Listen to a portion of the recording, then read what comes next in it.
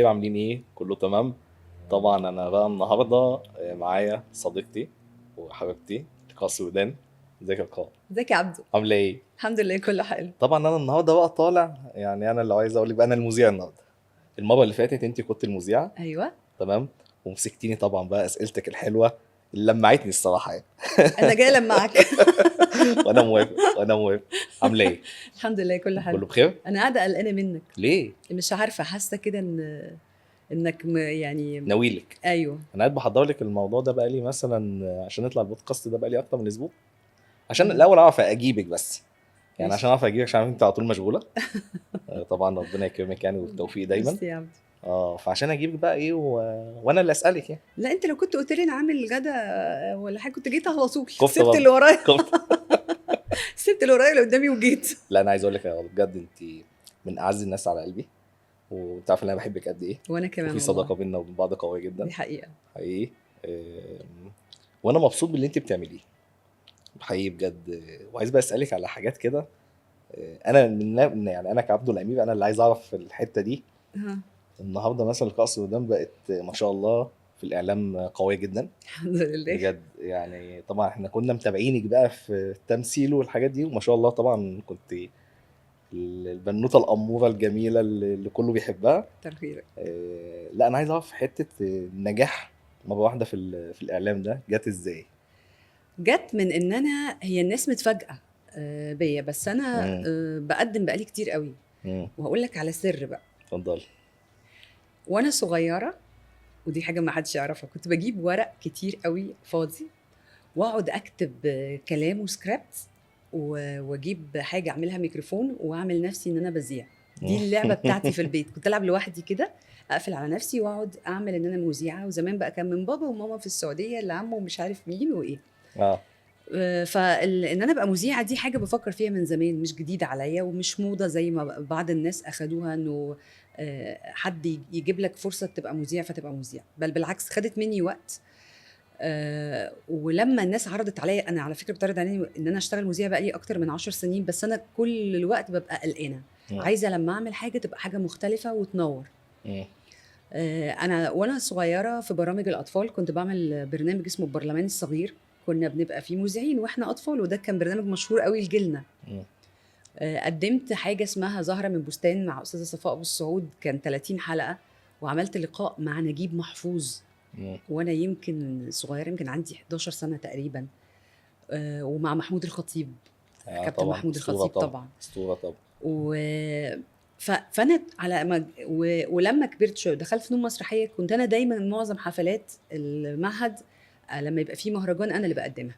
مم. وعلى المستوى بقى الاحترافي قدمت حفلات كتير جدا، مهرجان اسكندريه السينمائي يمكن 4 مرات، وقدمت مهرجان القومي للمسرح كذا مره. فالتقديم يعني حاجه موجوده بالنسبه لي، خصوصا موجوده من زمان. ان انا بقول لغه عربيه كويس قوي، ده حقيقي. وبعدين انا قارئه كويسه جدا. لو انا عايز اقول لك على حاجه بقى كمان بقى. قول. الناس طبعا ما تعرفش انك لبنانيه اصلا يعني. الناس عارفين انك مصريه. في ناس كتير. يعني انا من قريب انا لسه عارف انك لبنانيه، انا عارف ان انت مصريه. انا الاثنين. طبعا لا انت طبعا مصريه، طبعا يعني انا طبعا يعني. انا عايشه ده في اكيد مصر ايه. ده اكيد. واتعلمت في مصر، ومامتي مصريه بس انت لحد الان بتسافري لبنان. طبعا. لان مم. اهل بابايا طبعا كان في لبنان الله يرحمه، الله يرحمه. واهل بابايا كلهم لسه ما زالوا في لبنان، كل عماتي ولاد عماتي بنات عماتي، واحنا عيله كبيره ما شاء الله يعني. تمام. امي من الصعيد، نص صعيدي نص تركي. يعني مش لبنانيه؟ ماما. لا والله. بابايا اللي لبناني، فانا آه. جنسيتي الاصليه لبنانيه، واكتسبت الجنسيه المصريه. ما شاء الله. طيب طبعا بقى غير الحلقه بتاعتي اللي كانت مكسره الدنيا. الحمد لله. الحمد لله. اللي انا اتشهرت على ايدك طبعا. لا ما تقولش كده، انا بهزر. لا أنا اتشهرت على لا ايدك انت ده حقيقي. مشهور طبعا اصلا من حبيبي. الاول، وبعدين انت عبده عندك حاجه لطيفه قوي. الحمد لله. اول مره قابلتك قعدنا مع بعض وانا مش مدينة سهل نصر. اخد فاكر في مدينة ايوه نصر؟ صح، فرع مدينه نصر. حقيقي. انا مش سهل اخد على حد، ده يعني حقيقي. الناس دايما انا تفتكر في شخصيتك انت عامله تقول ازاي. دي مغروره، انا مش مغروره، انا بتكسف قوي، ومش سهل خالص ان انا من اول مره اقابل حد ده حقيقي. اخد عليه. ده حقيقي. فقعدنا اتكلمنا مع بعض، لقيتك ابن بلد جدا الحمد لله. ومحترم قوي الحمد لله. وجدع، ويعني تحس كده فجأة اللي هو انت حد من العيلة. ده حقيقي. ده حقيقي. وابتدينا نبقى اصدقاء من ده الفتره حقيقي، دي. ده حقيقي، الفتره دي على طول. ولقيتك بتتكلم معايا وبتحكي لي بقى حاجات في حياتك طبيعيه، وابتديت انا اقول لك وبنتي وابنك ومراتك وتحكي بقى وبتاع. فالحمد لله انت من الشخصيات المريحه قوي الواحد الحمد يعني لله، الحمد بجد. لله حضرتك، زائد تسلمي ان لي. انت شاطر في مجالك. الحمد لله بفضل ما شاء الله، الله. الحمد لله. برضه ارجع اقول لك حته الحلقه بتاعتي اللي كانت مكسره الدنيا، كانت ايه اصعب حلقه عدت عليكي في في البرنامج برنامج عندك انت؟ كان في حلقه انا ما يمكن ما كملتهاش، ووقعت على الهوا، تعبت جدا ورحت المستشفى، نقلوني على المستشفى. اه. كانت ابنها اتقتل. مم. آه، يعني ملوش ذنب، واحد صاحبه اتخانق معاه واتقتل فجأة، والست كانت قاعدة بتحكي بطريقة، وكان اسمه أحمد. مم. مم. ودي يمكن تاني أو تالت حالة في البرنامج عندي حد يبقى شاب مقتول اسمه أحمد. مم. وكانت بتحكي بطريقة وأحداث لمستني قوي، لأن أنا أخويا طبعا انا عارف طبعا الموضوع بتاعك طبعا. يعني توفى في الله الأحداث يرحمه، بتاعة الإخوان، الله الله يرحمه. يرحمه. أنا ما قدرتش أستحمل، أنا قعدت مم. أعيط جامد جدا. وفجأة خرجنا في افتكرتي بقى فاصل. الذكريات طبعا لا، هي الست كانت بتحكي بحرقه ووجع، فكرني بالظبط بنفسي وبامي في اللحظه دي. مم. وساعتها قولوني حاجه يعني صعبه اتدمر. قوي، حاجه صعبه قوي. مم. لما بتفقدي حد مثلا، بتبقى انت شايفاه مثلا، او من الاخر روحك فيه كاخ اب. وانا من الناس اللي انا مثلا والدي توفى بعد والدتي مثلا ب 8 9 شهور، اه، وتوفى زعل عليها. يعني انت فاهمه؟ غريبه قوي يا عبدو. ده من الحاجات يعني اللي دايما يقولوا ان الرجاله ما بتصدق مراتها لا خالص تتوفى خالص خالص. ويتجوزوا. انا من الناس اللي انا اتعلمت يعني من والدي حته الوفاء للست اللي انت للست اللي متجوزها. معايا. مم. يعني انا من الناس، انا شفت والدي ده كان بيحب امي جدا بجد. وفعلا يعني انا فاكر انا والدي توفى زعل على امي بجد حقيقي. دي حاجه يعني اولا حاجه حلوه قوي. امم. ثانيا يعني انا عايزه اقول لك ان انا من اكتر الحاجات اللي خلتني يعني احبك كصديق حبيبتي تسلمي حبك لي. لمراتك. اه ده حقيقي طبعا، انت عارفه كل حاجه اه طبعا عن طبعا، الموضوع ده. هي طبعا تستاهل، هي ست جميله جدا. بصي جميله لكن يعني نادر ان انت تقابل راجل مم. ويقابل واحده لاول مره بيشوفها، او حتى مثلا ست مشهوره، ويقول لها في اول مقابله قد ايه هو بيحب مراته، ويقعد يتكلم عن مراته ده بهذا حقيقي، الشكل ده الحلو. حقيقي. ما شاء الله ما شاء الله، الحمد الله لله، اكبر عليكم، الحمد ربنا لله، يحفظكم الحمد لبعض. لله. زيك دي من الحاجات اللي بتخليني انا اقول الراجل اللي قدامي ده راجل محترم، مم. اللي يتكلم عن مراته بشكل كويس، واللي طول الوقت هو حريص عليها وبيبين قد ايه هو بيحبها. انا شايفه ان ده راجل قوي، راجل واثق في نفسه، وراجل محترم. بص يا لقاء، انا في مواقف طبعا الواحد ما بيحبش يتكلم فيها وما بيحبش احكي فيها. عارفه انت في مثل يتقال لك اللي بيشوف الوحش بيمسك في الحلو. مم. المثل ده عامه في الحياه. النهارده مثلا انا ربنا كرمني مثلا ببوسي مراتي، بنت ناس، متربيه على الاصول، متربيه على وضع. اكيد انت طبعا انت عارفه الكلام ده، وانا عارف شخصيتك، انت عارفه الكلام ده قوي. وانت حابه كمان حبي لمراتي يعني. جدا، انا وحابه عارف حبها طبعا. ليك يعني وثقتها فيك. الحمد لله، الحمد لله. وكمان غير كده كمان انا بديها الاحساس اللي عندي ده بيبان في الحياه معاها يعني. عشان هي تستاهل، يعني هي تستاهل الحته دي. قليل جدا، قليل جدا. مش من ناحيه الراجل او من الست. انا بشوف في الحياه عامه حته الاخلاص بقت قليله. بالظبط، حتى بقى في ما بقى الصداقه، حتى في كل حاجات حاجه كتير قوي. بقت حته اللي ماشيه دلوقتي المصلحه.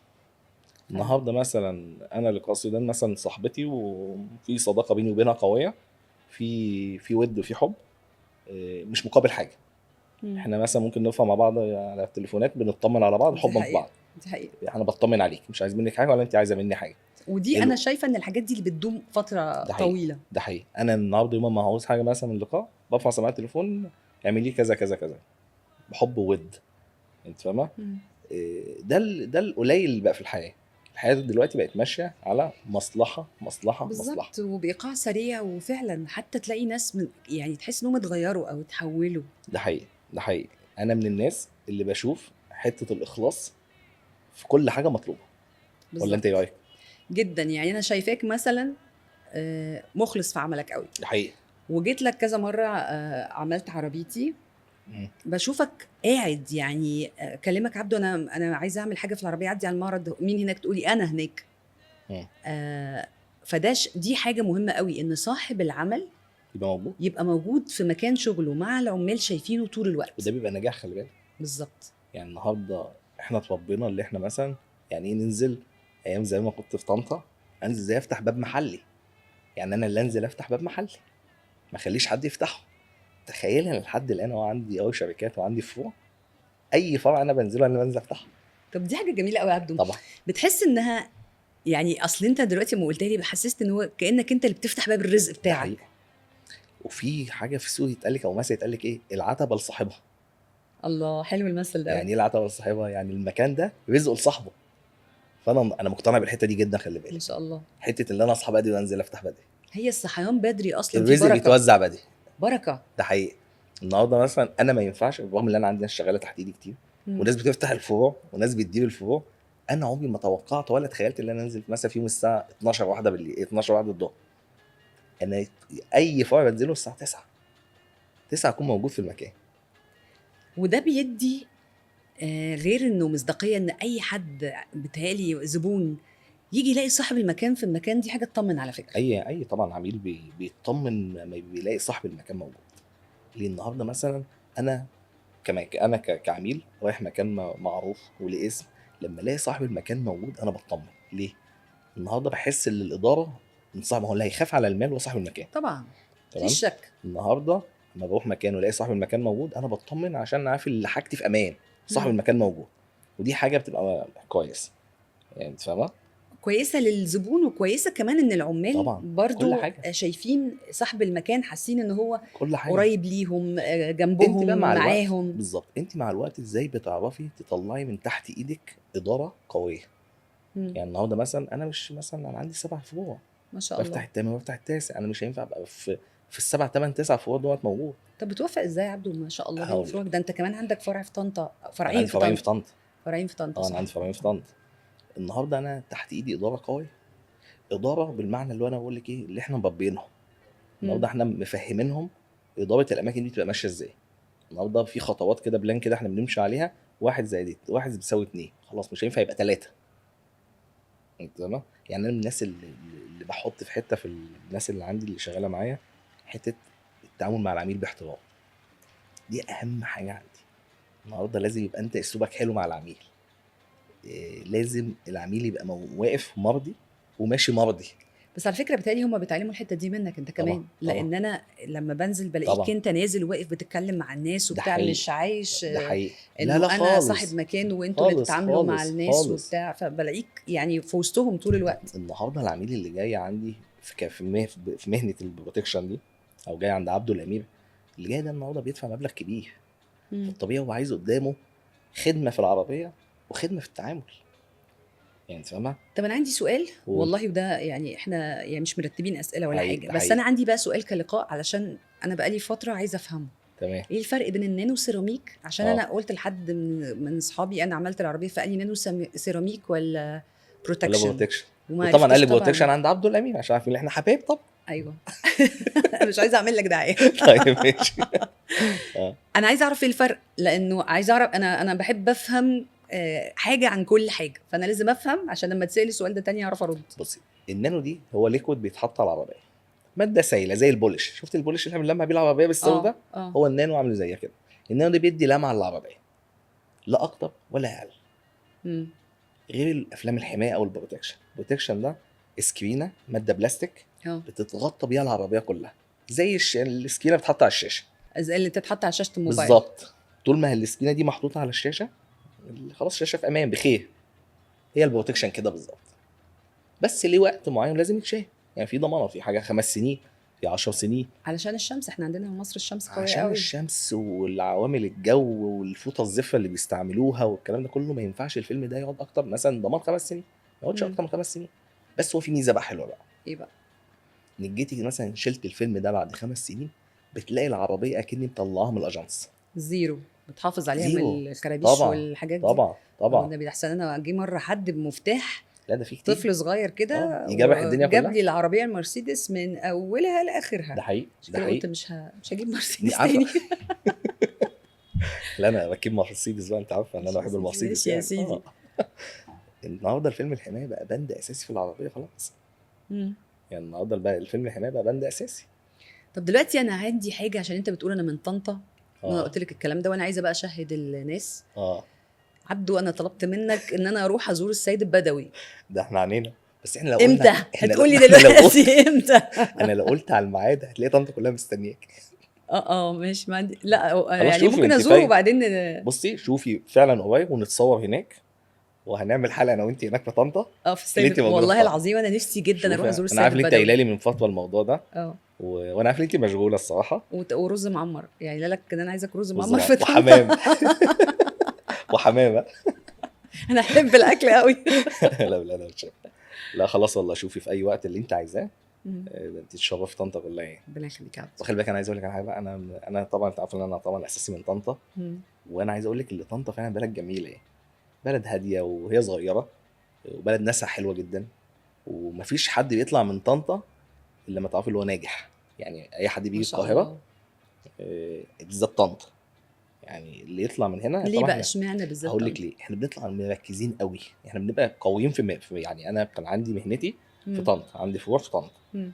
فانا راجل قوي في مهنتي، فانا النهارده هاجي القاهره هطلع قوي وهاجي ابقى اقوى، فبهتم بالحته دي، يعني تلاقي كل عشان انت الطنطاويه. جاي تنافس ده في حقيقي، سوق ده واسع حقيقي، وكبير قوي، يعني بنبقى القاهرة. احنا مركزين في الشغل، مم. بالمعنى كده احنا انا راجل طالع مركز في شغلي، مش طالع مثلا خروجات هنا واروح هنا لا لا خالص، ببقى طالع مركز في شغلي طب بما ان انت بجد. قلت بركز في شغلي، اه وانا شايفاك ما شاء الله ذكي جدا كده الحمد وحرك، لله، وانا الحمد لله وبتحب تفهم كل حاجه، تقعد تسالني كده اه طول الوقت عن حاجات غريبه. اقول هو ما يعني انا بيسالني بقالي عن بقالي الحاجات دي اسبوع قاعدين ليه؟ مع بعض ليه؟ مش عشان اسالك وعشان عمال اعرف يسالني منك في حاجات، الاسئله. في حاجات عجيبه، يعني حاجات توديني كده وتجيبني كده. هل في يوم من اه الايام ممكن عبده يفتح حاجه تانية غير الافلام الحمايه بتاعت العربيات؟ انا عارف ان انت اصلا بتاع اكسسوار انت عربيات. تاخديني معاك امثل، ما انا شاكه في كده والله. المفروض اذا بقى، كنت انت دلوقتي بدات تذيع اهو اه في المفروض اقل بقى، من شهر يعني ونص من شفتك وانت مستضيفاني اهو بستضيفك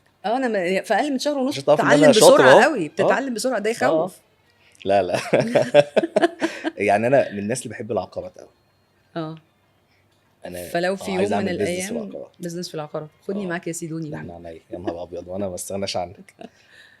لا بجد انا بحب العقارات جدا، انا مم. الحمد لله بفضل الله من الناس اللي تلاقي عندي فيلا كتير بتاعتي، مم. يعني طبعا انا وانت من سكان زايد طبعا، وبنحب زايد. جدا اه بحب زايد قوي. اه بس حابب اقول لك ان انا طبعا هنقل التجمع الفتره الجايه، بحكم ان انا باخد الفرع الجديد في في التجمع. التجمع، فهنقل بقى اقعد شويه في التجمع يعني. بس انا من الناس اللي انا بحب زايد، واحب وعندي الحمد لله. زايد بتهالي شويه تحسها شبه، انا ما رحتش طنطا كتير، بس قصدي انه زايد تحس انها هي بلد، ايوه بلد صغننه ايوه غير كده، التجمع، غير تحس انها التجمع اهلها كده عارفين بعض. عارف انت زمان ايوه يقولوا الارياف ولا الصعيد، ده الناس حقيقي، كل اللي في ده البلد حقيقي، عارفين بعض. ده حقيقي. فانت في زايد طول وخلي الوقت بالك انا عايز اقول بتتخبط في لك على ناس انت حاجه، عارفهم. احنا طبعا انا عشان اتعاملت مع زايد بقوه، طبعا الاداره عندي وكل حاجه في زايد، مم.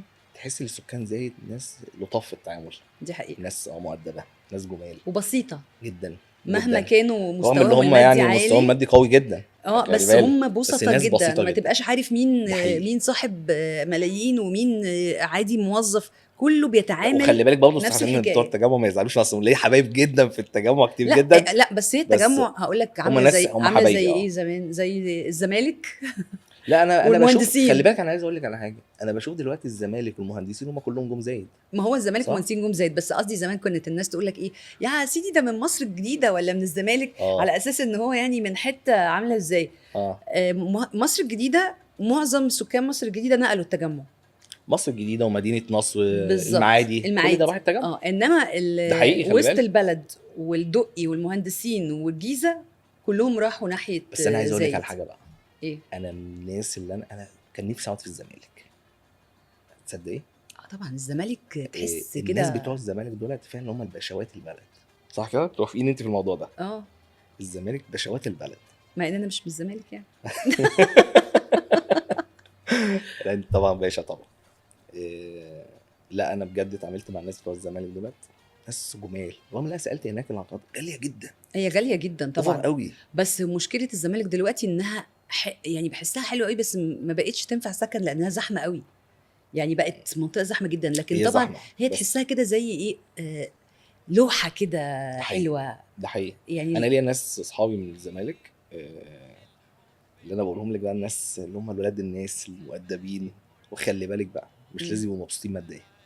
لا مش يعني شرط ان مش ابن لازم، الناس يبقى مش لازم، معاه لا انا فلوس، بتكلم في عامه فرق. مش لازم يبقى قويين ماديا، مم. يعني فاهمه؟ بس هم الناس دي عارفه انت اللي هم ايه، اللي اتعلموا الشياكه وهو كيف التعامل، هم الناس بتوع الزمالك. دي حقيقة. انت فاهمه؟ ما هو واغلبيتهم كلهم نقلوا، يعني الزمالك، المهندسين، الدقي، كل دول جم زي. بالظبط. انا دايما بقول انه لما حد بيقول ابن ناس وراقي ده مش معناه ان مش هو معاه ماديا، فلوس او معهوش لا مش فلوس، ماديا. لان الرقي في الاخلاق ملوش علاقه بحسابك في البنك كام. ده حقيقي، ده يعني حقيقي، هما حاجتين مختلفتين تماما. ده حقيقي، ده حقيقي. ده مش معناه انه ممكن يتضادوا، لا، يعني يبقى في بينهم تضاد، يعني ان ما ينفعش يبقى الغني راقي، لا، انا قصدي انه الواحد لما يجي يصنف ده حاجه وده حاجه. مم. يعني البني ادم الراقي هو راقي عشان متربي كويس، وبالتالي دي نمره واحد، ده حقيقي. متربي كويس. انا عارف الفتره الجايه اللي انت داخله مسلسلات، ما شاء الله، الله احنا اكبر جايين يعني. نقر ولا ما شاء الله، انا بقول ما شاء الله والله. مش مرتاحه لك من لا اول والله، لا القعده خالص، لا دي. خالص. انت هتعزميني بعد الحلقه ولا مش هتعزميني؟ اعزمك، بس انا مو اعزمك على سوشي. انت عايز ولا تعزمني كفته؟ على حمام. كفته. كفته، اه ممكن كفته. انا متعقده من الكفته. من الواحد مبقاش عارف دلوقتي يا عبد الكفته بتاعت انهي حيوان. اصل مش عايز، انا مش عايز اقول قدام بقى الناس الموضوع اللي انت لسه قايله لي، موضوع الكفته. اه والله ده يعني الاول كنت بقول ايه.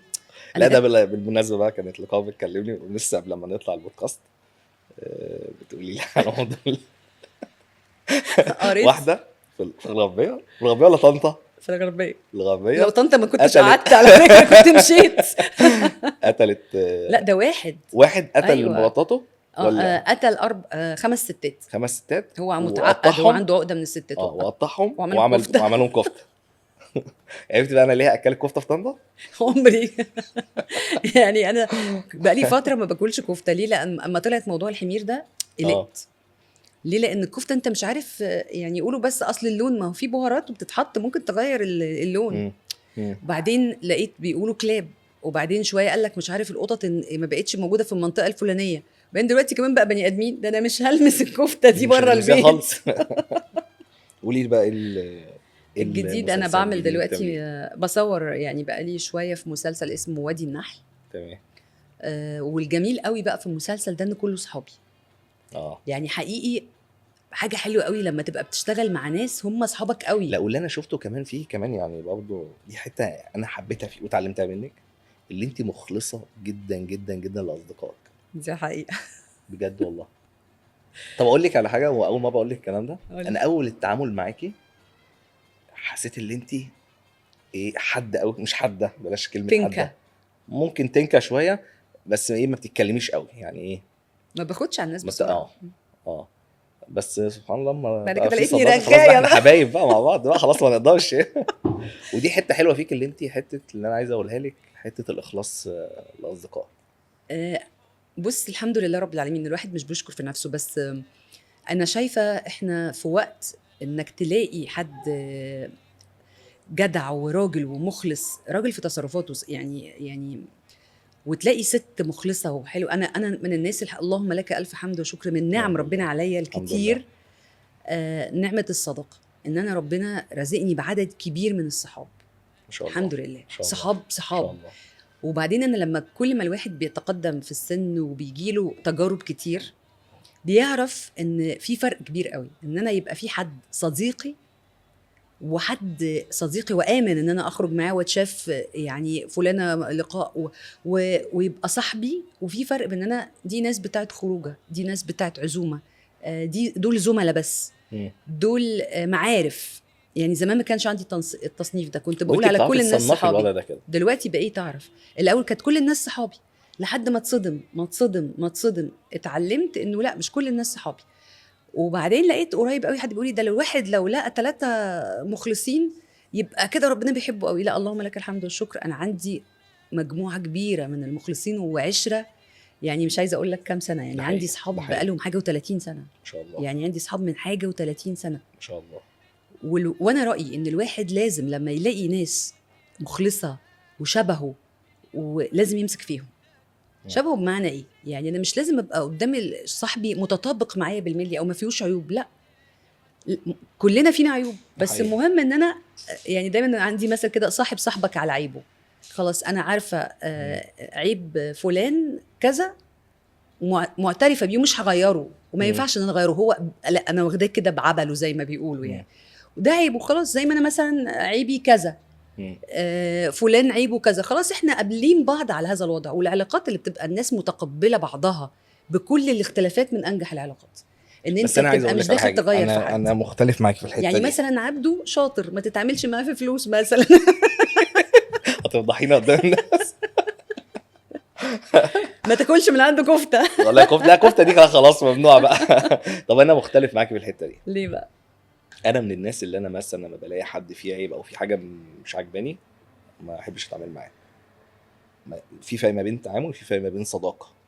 النهارده مثلا مش هينفع مثلا تعامل، يعني ايه في شغل خلاص احنا في بيزنس وخلاص اتعامل، بس في الصداقه انا مش هقدر اقعد معاه وانا متضايق منه من حاجه معينه.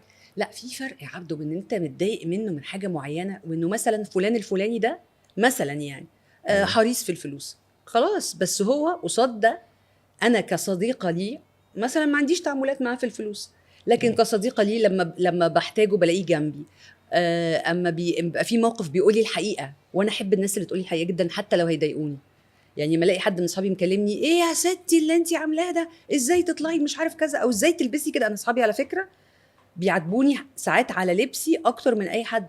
يعني حتى لما كنت متجوزه لقيت مره مثلا احمد زاهر بيكلمني ومتعصب عليا موت. احمد من ضمن الناس القريبين قوي ليا. تمام. انت ازاي لبستي الفستان ده، وزعيق، ويعني فاهم متعصب قوي. جدا. هو تمام. شايف انه هو بيعملني كاخته، وشايف ان لا مش تمام. هينفعش انك تعملي كده. ففي اوقات ناس بتبقى فيها هو مثلا عنده عيب في حاجه تانية ما يخص، يعني ما يضايقنيش. مم. زي ما انا مثلا ممكن يبقى عندي عيب، ممكن ابقى مثلا عصبيه او سريعه الانفعال، عادي، هو متقبل ده. في مم. ناس ما ينفعش تغيرهم، لكن عيوبهم مش هتضرك. لكن طيب غير ما يبقى حد لئيم، لا ده ما تعملش معاه اساسا، ده مش عيب، اللقمه ده وحش اه طبعا سواء في الراجل او في الست. جدا. ما حد يبقى كذاب، لا ده ما تعملش معاه خالص. مم. ايه رايك في الراجل البخيل؟ ماله؟ اضحك عليا. شفتيني بخيل؟ لا، خبيث انت، شفتك خبيث. ماله الراجل البخيل؟ ايه رايك في الراجل البخيل؟ كزوج ولا صاحب اي ولا حاجه. اخ ولا ايه بالظبط؟ اي حاجه. بخيل في فلوسه ولا بخيل في مشاعره؟ ما هو اللي خلي بالك البخيل ده بخيل في كل حاجه. آه بص، لو بخله مش هيضرني انسانيا تمام، والحاجات دي بيبقى ليها ليميت. يعني ايه اصلا البخل؟ ما هو البخيل ده هو انت هيضر في عايز كل حاجه. توديني فين؟ انا مش مرتاحه لك بقول لك. بقول لك انا النهارده المذيع ده انا بدرس لك الموضوع بقالي انت اسبوع. شكلك بتدرسني. لا، ما هو البخل في المشاعر صعب ان انا اتعامل معاه كلقاء. انا بني ادمه حساسه جدا ورومانسيه قوي في علاقاتي، حتى باصحابي، مش بس في الناس اللي بحبهم يعني كحبيب او كزوج، لا حتى في صحابي انا رومانسيه جدا. وزي ما انت بتقول كده، انت بتحبي صحابك ومخلصه. ده يعني حقيقي. انا بنتي تقعد تقول يا مامي انت بتدي ماشيه تدلدقي مشاعر. انا حد كده، انا حد جوايا شحنه مشاعر قويه. فلازم الناس اللي اتعامل معاهم على الاقل يبقى ليهم حد ادنى من المشاعر دي. ما اعرفش اتعامل مع حد بخيل في مشاعره. بعتبرها يعني ايه، مش تجاهل يعني، ما اعرفش بس انا ارجع اقول لك برضه اللي البخيل بخيل في كل حاجه.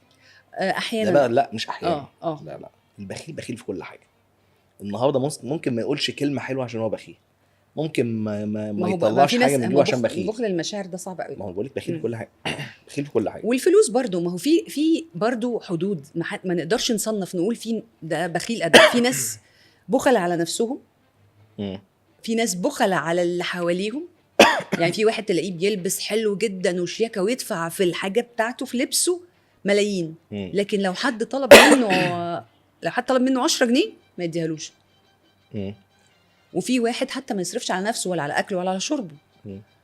في واحد يحب يصرف على القريبين، الدايره القريبه قوي ليه، لكن ما يبقاش كريم على اصحابه. انا من الناس اللي بشوف، يعني انا اعرف ناس فعلا اتعاملت معاهم بخلة. البخل ده يعني انا اتعامل مع اي حد، بس الراجل البخيل ده حاجه صعبه جدا. الراجل والست البخل حاجه صعبه فعلا. عامه الراجل والست، بس عشان انا في السوق بتعامل مع رجاله كتير، حته البخل ده صعب جدا. في ممكن يبقى حد يبقى حريص، في فرق، خلي ما انا بالك بقول لك من طبعا في النهارده نسب مثلا ممكن حد يبقى حريص في حاجه، حريص بس مش بخيل، انت فاهمه؟ واصعب حاجه في الدنيا بجد بجد ان انا اتعامل النهارده مع حد بخيل. هو البخيل ده زي ما قلت لك في مشاعره، في دي حقيقة. فلوس، في كل حاجه. بس هي برضو بتبقى احيانا ليها حسابات معينه. امم ما انا ممكن اتعامل مع حد ما فيش بيني وبينه اي معاملات ماديه، فبخله مش فارق معاه. لا بس برضه لا، مش معاك. لو هو حريص لا خالص. ماديا، انا بتكلم حريص ماديا مش في مشاعره. بص، ما هو انا بقول لك اهو، هو الراجل البخيل ده في كل حاجه. انا بقول لك الكلمه الحلوه ما بتطلعش من بقه عشان هو بخيل. مم. بجد يعني انا اتعاملت مع النوعيات دي واتعاملت مع ناس دي كتير. هو بخيل الحمد حتى. لله انت اتعاملت، انا ما اتعاملتش. اه ده حقيقي. انا هسكت. مش هعزمك على الغدا النهارده. لا والله ما انا حصل. بخيل. مش هيحصل. بس اللي انا بقى عايز اقوله لك يعني ايوه الحمد لله الواحد كبير. ما شاء الله انا عارفه. بس اساليني انت بقى، انا مستنيك انت تساليني. ده انا هعمل فيك عمايل طب دلوقتي. غني لي. ايه؟ غني. اغني؟ لا ما تعرف بقى. تغني؟ لا خالص خالص، لا خالص. ابعدين عن الموضوع ده. ليه انت كده؟ والله ليه؟ ما لا ما بعرفش تهزرش، والله انا العظيم. سمعت ان صوتك حلو. والله ولا صوت حلو ولا حاجه، ده اذا كان صوتي اصلا وانا بتكلم تخين. لا ابعدين عن الغرب، اي حاجه تانية. ما انا سالتك من شويه حكايه ان انت ممكن تشتغل، قلت لي في العقارات. انا بعشق العقارات بجد. ما عندكش حلم ان انت تمثل يا عبدو؟ انت وشك طب اقول لك على حاجه، فوتوجينيك، طبعا انت عارفه ان وبقى انا عندك صحاب كتير قوي فنانين فنانين. وناس في اقول لك على الميديا حاجه، وقول. والله انا كل الفنانين صحابي يقول لك انت لازم تمثل، اسلوبك وطريقتك وبتاع، انت لازم تمثل. ايوه انت دمك خفيف جدا اه ومتكلم متحدث كده، بعرف بتخش اتكلم، كده في بعرف اتكلم. اه. هو ربنا مداني، خلاص افتحي لي انت سكه معايا كده او كده، ابقى وانا مساعد. وانا لا يا ابقى مساعد. لا ما شاء الله، انت بتبعدي العين اهو. ما شاء الله يعني. الناس كلها اخليها ما شاء الله. تمثل. طب خلاص خديني معاك مساعد بتاعك حتى. طب انا موافقه، احنا نعمل مم. اتفاق. قولي. انت لما تيجي تشتغل في العقارات تاخدني معاك، اشتغل معاك في تمام. العقارات، وانا اخدك معايا لما اجي اخرج مسلسل. بس ما ماشي، ترجعش موافق. تتراجع بقى وتقول والله لي موافق. لا انا قلقان ولا عارفه مش ان انا عمري ما هعرف. استغنى عنك يعني، انت حبيبتي فاللي انت عايزاه طبعا. اللي انت عايزاه. طب قول لي عبدو، انا شايفه الفتره الاخيره ما شاء الله ان انت يعني زي ما انت بتقول كده ابتديت تنتشر، الحمد وشايفه لله. ان عندك هدف. مش عارفه بقى انا الوحيده اللي شايفه ده، حاسه كده ان انت شايف حاجه من بعيد، انت بس اللي شايفها مم. لنفسك. يعني ما بتكلم معاك بحس طول الوقت من عينيك كده ان انت في مركز. حاجه، انت عارف ان انا شايف المكان ده اللي انا رايح له وعايزه. مم. صح ده حقيقي. ولا ده لا ده بيتهيألي؟ حقيقي والله صح. بصي انا من الناس اللي انا قلت لك قبل كده لما كنا مع بعض في الحلقه، طبعا في الحلقه كنا بنتكلم مع بعض بايه، بشكل رسمي بشكل شوية. رسمي قوي. قلت لك في الحلقه اللي انا فعلا احسن حاجه في النجاح اللي انا ما احسش بيه. مم. وانا النهارده لحد الان الحمد لله بفضل الله، الفروع اللي عندي والشغل اللي عندي، انا مش حاسس ان انا عملت حاجه بجد بجد الموضوع ده. يعني مش حاسس ان انا عملت حاجه، انا لسه قدامي هدف. النهارده طبعا انت وريتك انا فرع التجمع عامل ازاي. ما شاء الله ما شاء الله ما شاء الله. يعني انت فاهم حاجه، ايمج وكاتيجوري قوي جدا وفي حته تانية. تمام. وان شاء الله ربنا يكرم ونفتح على خير. برضه ما عملتش حاجه. عارفه انت فاهمه الفكر ده؟ وده اللي عاجبني، فاهمه لانه الفكر ده؟ إن الواحد أنا لو النهاردة- شاف نفسه انه كبير، دي بدايه النهايه. والله انت عارفه يعني انا كنت قاعد بتكلم مع حماية، انت عارفه ان حماية طبعا قريب مني، الحاج محمد ودي طبعا. حاجه بحبها فيك قوي، كنت ده مجهزه حبيبي. لك الموضوع ده. حبيبي بكلمه بقول له ايه، بقول له تخيل كده يا حاج محمد لو انا كنت فتحت فرع اكتوبر، كنت فرع اكتوبر ما شاء الله شغال بقوه جدا، قلت له انا كده قلت كفايه كده وانا كده زي الفل، مم. كان زماني عامل ايه دلوقتي؟ عارفه انا ببص للحاجات دي ازاي؟ اللي انا شفت امثله قدامي. ازاي بقى؟ ازاي بقى؟ النهارده مثلا انا بيعجبني مثلا في المجال الفن مثلا مم. واحد زي كريم عبد العزيز، واحد زي احمد عز.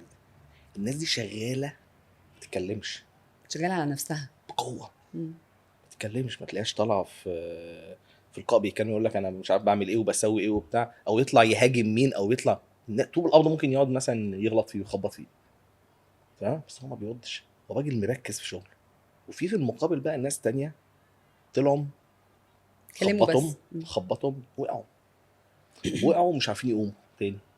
صح. فالحتت دي انا شفتها امثله وفي المجال بتاعي، يعني في المجال بتاع العربيات والاكسسوارات ده كان في ناس عتاولة المجال، بس الناس دي ما طورتش نفسها.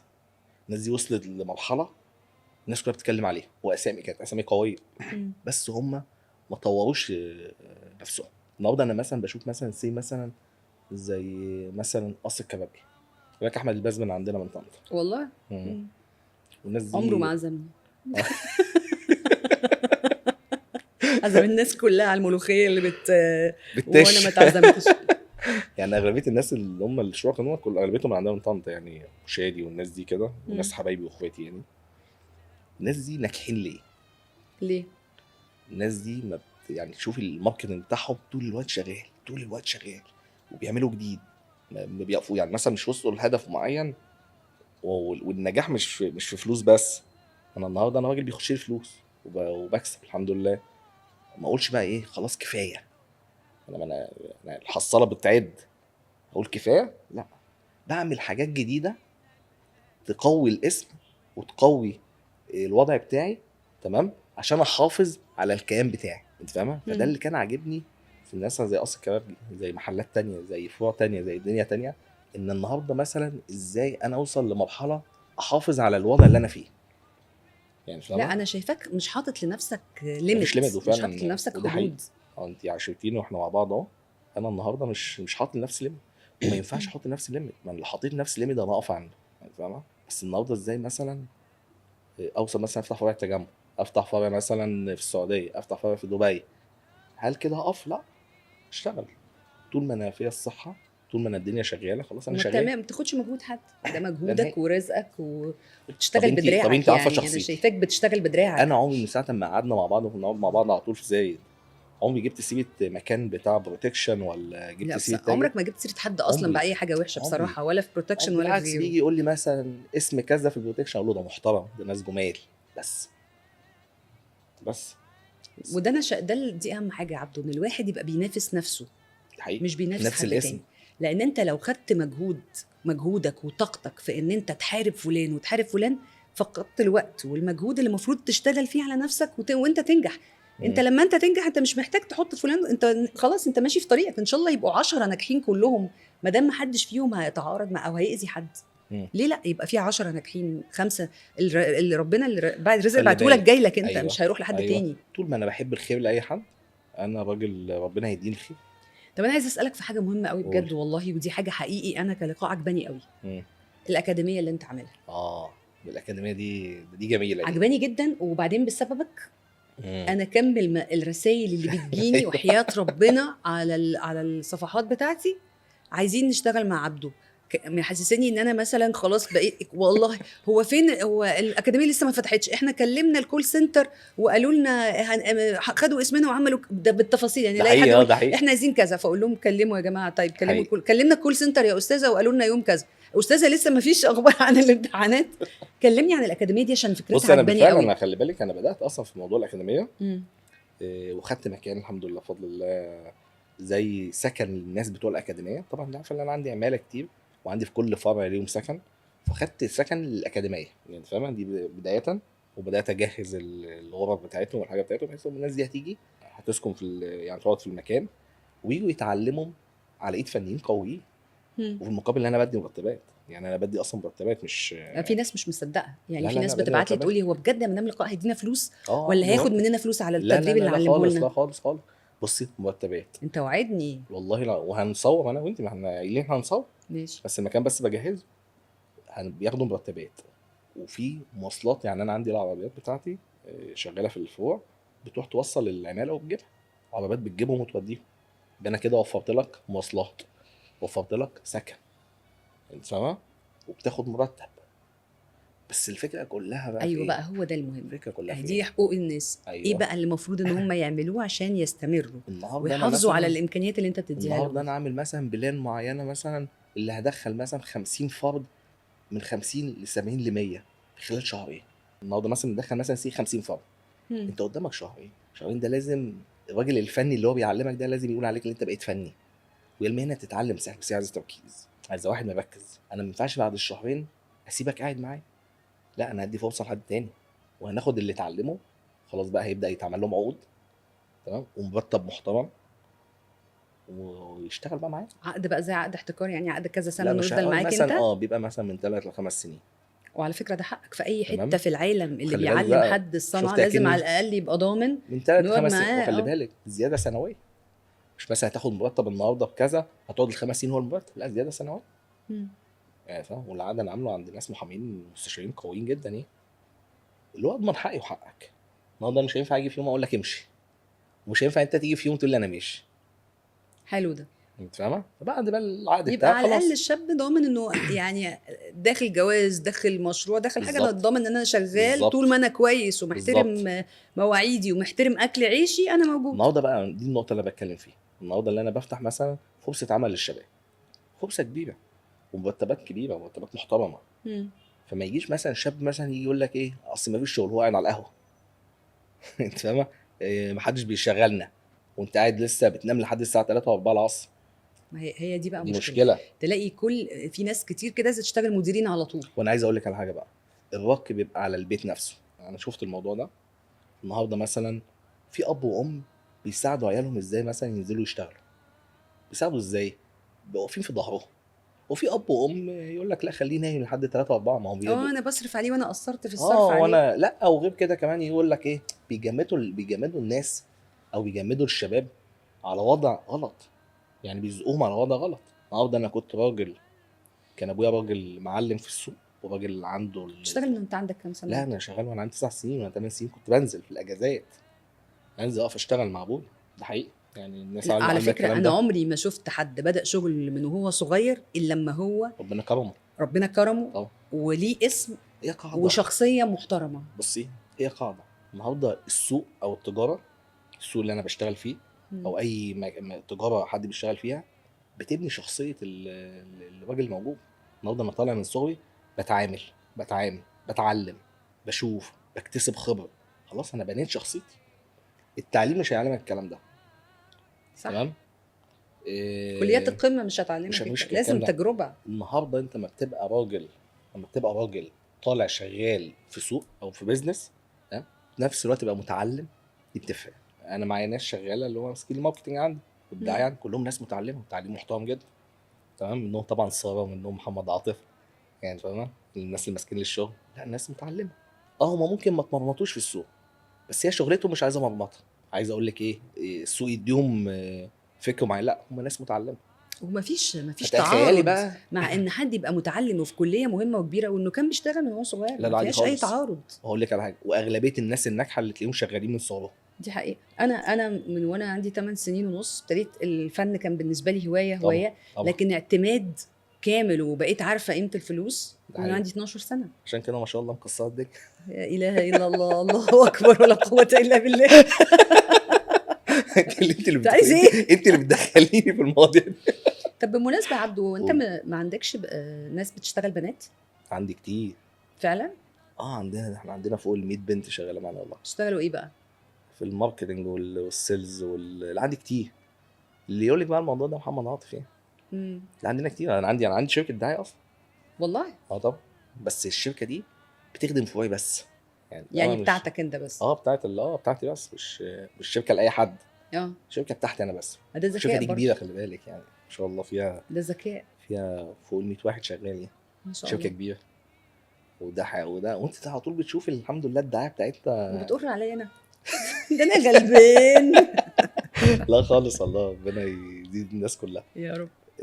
بس فلا عندي بنات. وبصي هو احنا الفتره اللي فاتت دي، طبعا معايا بقى محمد عاطف ومعايا الناس اللي معايا، احنا ركزنا قوي على حته اللي انا نجيب ناس متعلمه تعليم قوي. مم. وده حاجه حلوه، يعني التعليم برضه بيفرق في الحاجات دي. واب تو ديت، ماشيين مع العصر، فاهمين، ماشيين مع لانه العصر. مش عيب ان الواحد، اصل ما فيش حد بيفهم في كل حاجه. لا لا خالص، لا لازم خالص. تدي الحاجه دي للناس اللي بتفهم فيها، علشان يعني كل واحد بيبدع في مجاله، في الحاجه اللي هو متعود عليها وفاهمها. ده حقيقي. ده معناه ايه بقى يا عبدو؟ تسيب شغل المذيعين لينا يا عبدو. انا النهارده جاي بس بحاورك. امال انت هتعزميني على الغدا كده بالاونطه بقى؟ طبعا شفت لا بقى، غلط يعني. جاي عليا بخساره الموضوع. معلش. لا انت عارفه ان انت حبيبتي والله وانت كمان يا عبدو، والله حقيقي بجد مبسوطه بيك حبيبتي. ويعني عارف يعني حاساك زي ما الاخت الكبيره كده تبقى مبسوطه بنجاح اخوها ومبسوطه بطريقه تفكيرك. لا انا عايز اقول لك على حاجه كمان، انا والناس برضه تفهم الحته دي، انت من الناس اللي انا بحبها فعلا من قلبي، وانا عارف ان انت كمان بتعزيني وبتحبيني وبتحبي ليا الخير، رغم ان انت يعني الفتره اللي فاتت دي احنا لسه مع وبحب بعض اه. مراتك طب وابنك على بتحبي فكره بوسي قوي. طبعا وعمر، وحبك كمان ليا كمان حته ان انت تيجي تقولي لي انا عايز اعرفك على ممثلين صحابي وهيجوا لك، صح، اه ودي ما بدون بعملهاش مقابل. مع حد. والناس حتى اللي جايين مم. ممثلين يعني ناس قويه جدا، وده وانا حسيت بحبك ليا في الحته دي ما كمان. هو انا لازم اثق في اللي قدامي عشان يعني خلاص اللي بثق فيه، وزي ما انت قلت انت بتحبي اصحابك مم. وبدافع عنهم ده بكل حقيقي، انا حاجه. شفت فيك الحته دي حقيقي. ولو حد من اصحابي عايز ممكن ما نمشي عشان ابقى واقفه جنبه، فلما حد يخش دايره اصحابي دي وواثق فيه الثقه دي، لا خلاص بقى ده بالنسبه لي عيله، بقى من حبيبتي عيلتي. حبيبتي حبيبتي، انا اتمنى لك النجاح ودايما بخير وسعادة، ودايما احنا كده اصدقاء مع بعض. يا رب ربنا يديمها حبيبتي نعمه يا ودايما رب انت ان منوره شاء الله. الدنيا. ربنا يخليك يا عبدو. وحقيقي انا انبسطت بيك حبيبتي ايه رايك فيا كمذيع؟ لا هي انفع مش سهل، بقولك ده انت قاعد تذاكر، طبعا بقالي اسبوع. يعني جايب لي اسئله حبيبتي قاعد القاء، تذاكرني. حبيبتي ربنا يبارك لك والشاطر شاطر في كل حاجه على فكره. تسلمي، الحمد ربنا لله يوفقك الحمد يا رب يا لله عبدو حبيبتي. ويحفظك ودايما في نجاح واستمراريه في النجاح وتقدم كده دايما. متشكر يا حبيبتي، شكرا شكرا تسلمي، يا عبدو. نورتي.